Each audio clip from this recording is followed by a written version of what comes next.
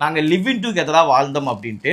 ஒருவேளை நம்ம அப்படி ஒண்ணா லிவிங் டுகெதர்ல உங்க வீடு வில்லிவாக்கம் அங்க வாழ்ந்திருந்தோம் அப்படின்னா, உங்க வீட்டுக்கு கீழ ஹவுஸ் ஓனர் உங்க வீடு எனக்கு தெரியும். வில்லிவாக்கத்துல ஃபர்ஸ்ட் ஃப்ளோர்ல மேல மாடியில இருந்தீங்க.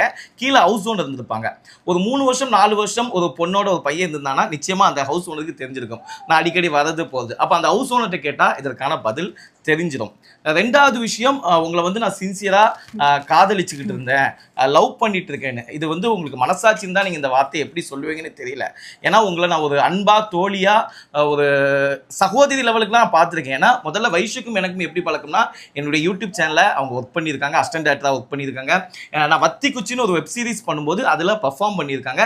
நல்ல திறமையான பொண்ணு. உண்மையிலே சொல்கிறேன், வைஷு மாதிரி ஒரு திறமையான பொண்ணு கிடையாது. நல்ல டேலண்ட். அவங்களுக்கு நிறைய ஆசைகள் இருக்குது, நிறைய படம் பண்ணணும், நிறைய ஷோஸ் பண்ணணும், இப்படிலாம் ஆசைகள் இருக்குது. என்கிட்ட நிறைய ஷேர் பண்ணியிருக்காங்க. எங்கள் டீமோட சேர்ந்து அவங்க கூட நிறைய ட்ராவல் பண்ணியிருக்கேன். நான் அதுக்கு நான் என்ன ரொம்ப உத்தமெல்லாம் சொல்ல வரல, நானும் நார்மல் மனுஷன் தான். ஆனால் ஒரு நார்மல் பழக்கமாக தான் இருந்துச்சு.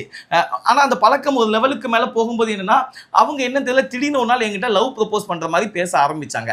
அப்போ இது கல்யாணத்துக்கு அப்புறம் இல்லை, கல்யாணத்துக்கு முன்னாடியே. எனக்கு இதில் துளி கூட உடன்பாடு இல்லை.